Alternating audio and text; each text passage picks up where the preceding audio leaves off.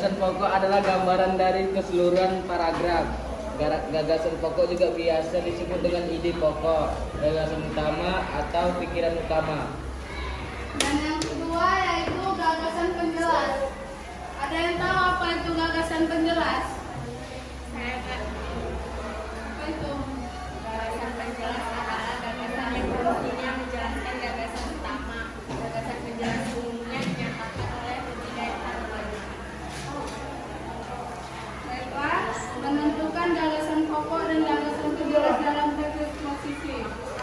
Kegiatan menyusun teks eksposisi dapat kita mulai dengan mendata gagasan-gagasan pokok yang sesuai dengan topik yang akan dibahas. Gagasan-gagasan pokok tersebut dikembangkan dengan memberikan gagasan-gagasan penjelas.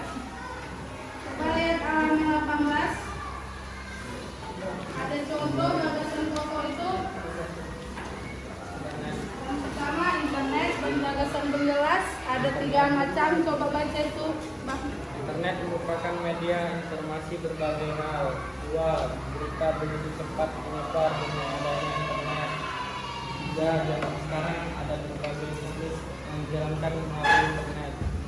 Baiklah, dan selanjutnya yang kedua, menyusun ulang gagasan ke dalam teks eksposisi.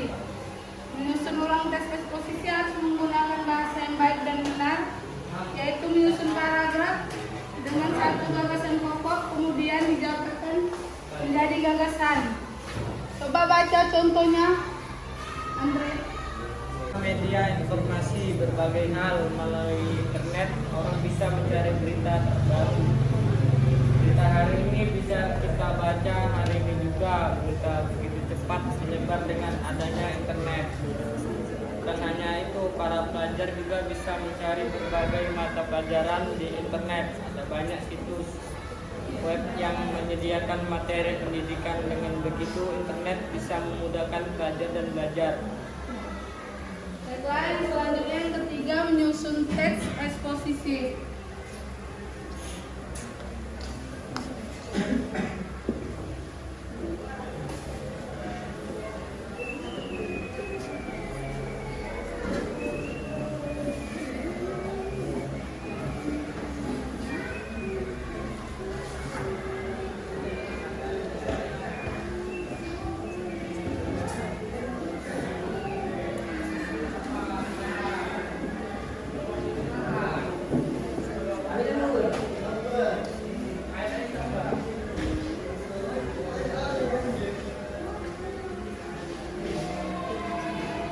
Kakak, semangat ya.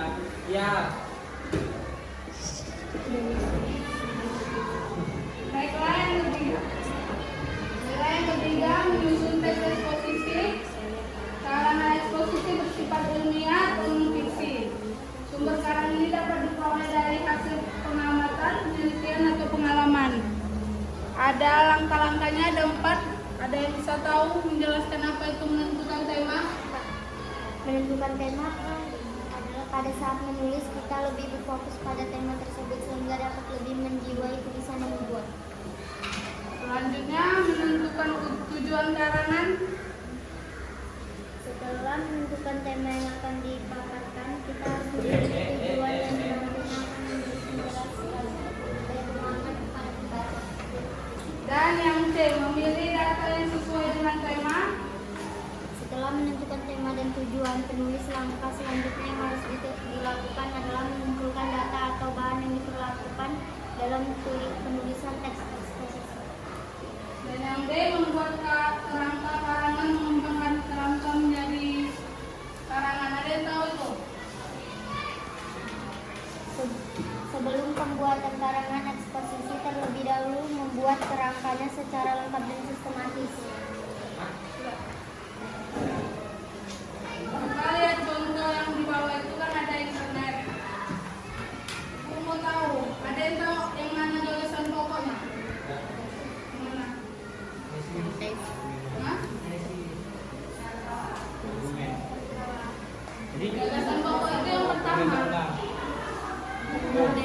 Internet. Judul kan apa itu? Kalau gagasan penjelasnya? Itu ada 3 macam, seperti yang di atas tadi. Argumen, gagasan ulang. Gagasan ulang.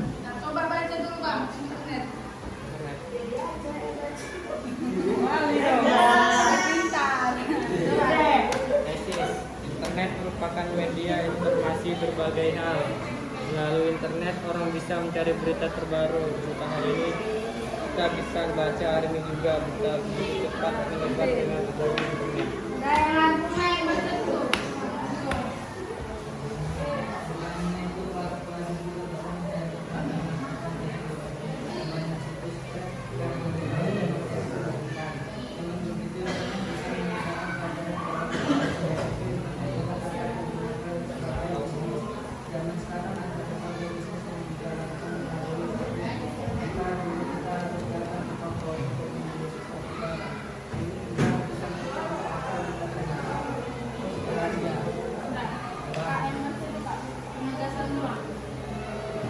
Penegasan ulang adanya